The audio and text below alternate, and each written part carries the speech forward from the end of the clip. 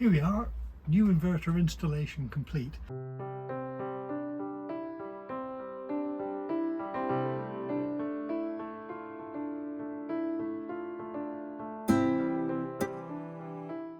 Just turn it on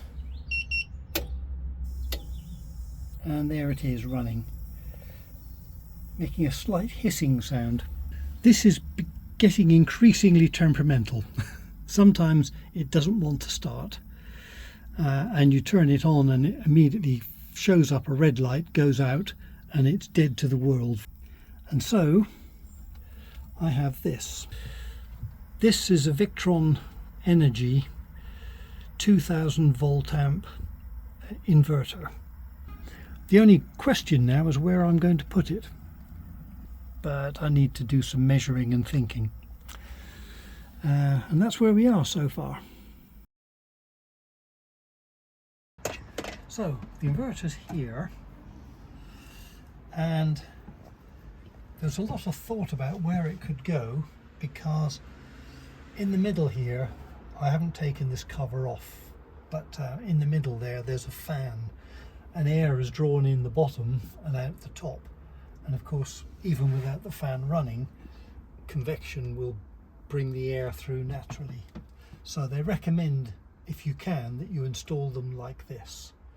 They say it will work on its side or on its back, but the cooling won't be as effective. So this engine room can get very warm in the summer, even when the engine's not running, if we're stopped and the sun's beating down on this cover. So I don't want it to be any hotter than it needs to be. I don't know if this one would have worked better if it had been installed vertically. You see the labels are sideways on, but and there are some switches there for setting configuration and a remote connector, but that's the way it was. The only way to put this one vertically anywhere else would have involved cutting into things. So after a lot of thought, I worked out that we can put it here. Weather was a concern, because when the hatch is open, you know, it might rain today, and if it does, it could rain down on the inverter.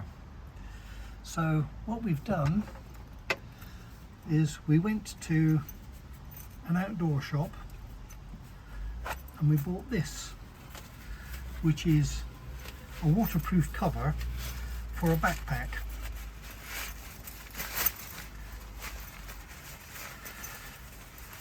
And when the engine room's open, like it is,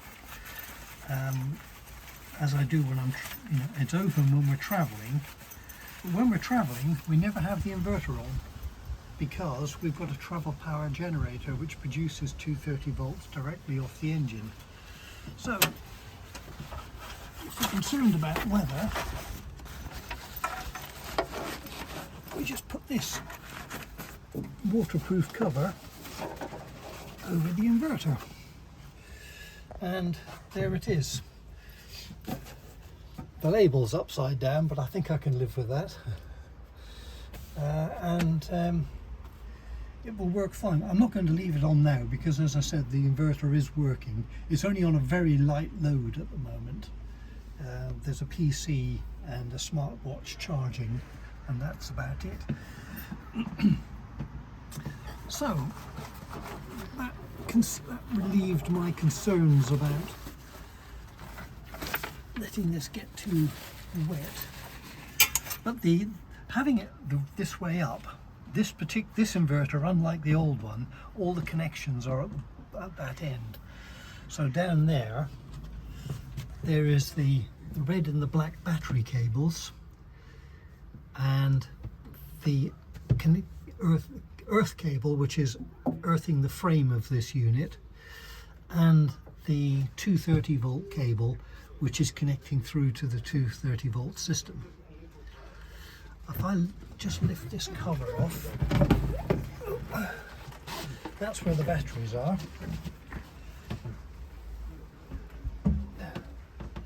Now they do say don't install the inverter directly above batteries. I think they mean directly above, and I don't think there's a problem here because these are AGM batteries and they don't vent at all. So I'm not concerned about having it here for that reason. The cables I used are 1.1 meters long, which means I can feed them around the back, and they connect into this buzz bar here for the negative, and this buzz bar here for the positive, and that's actually a 300 amp fuse, which is recommended. They don't supply the fuse, but that was already there because it was installed for this. I don't think it was there when I first bought the boat because I had a lot of electrics work done. And this is the other Victron device, which is the battery monitor. And they're both Bluetooth enabled, so I can control, well, I can monitor them both from my phone via the app. And via the app I can turn this on and off and reconfigure it. So I've just configured it into eco mode, so if there's nothing taking any current, it will switch itself down into a very low current consumption, like a standby mode on a TV or something. So all that's left now is to tidy up some of the wiring. This blue cable here is the mains coming through. What I think I might do is fix it to that wooden batten so it's out of the way of the battery terminals. And I was going to tie these two cables together, but to be honest, they're so out of the way that I think they're fine as they are. There were lots of cable ties holding everything in place before. And the only thing left to do now is to remove this and see if anybody wants it. So the old inverter's here. I don't know how much this weighs, but I'm guessing it's somewhere around 20 kilos. The things that are left to do are a bit of tidying up of the cables.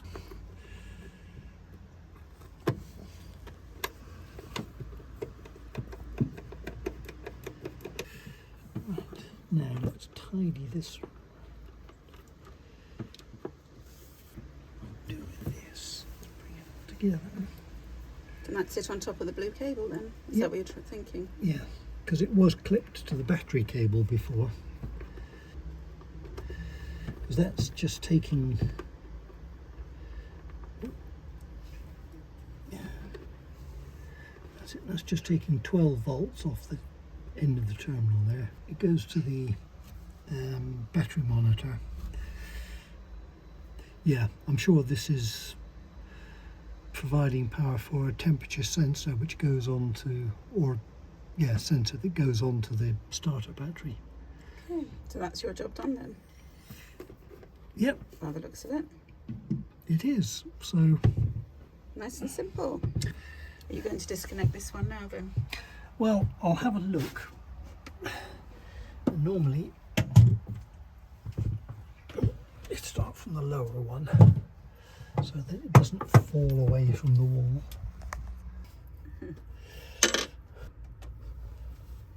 Oh. Just have a look under there.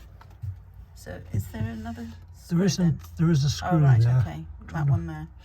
Trying to work out what kind of a head it's got on it. And you've taken out the other one. Okay.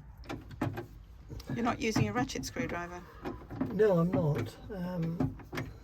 But I get bored well, not bored, I get fed up sometimes of constantly adjusting it when you're putting stuff in and taking it out, I suppose, yes.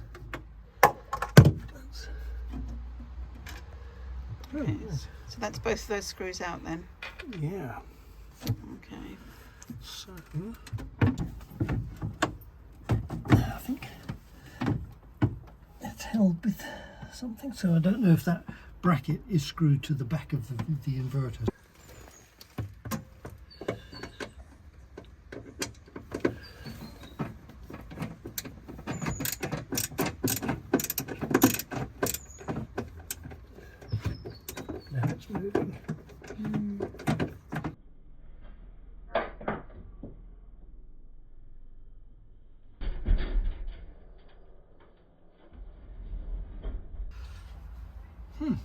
Not surprised.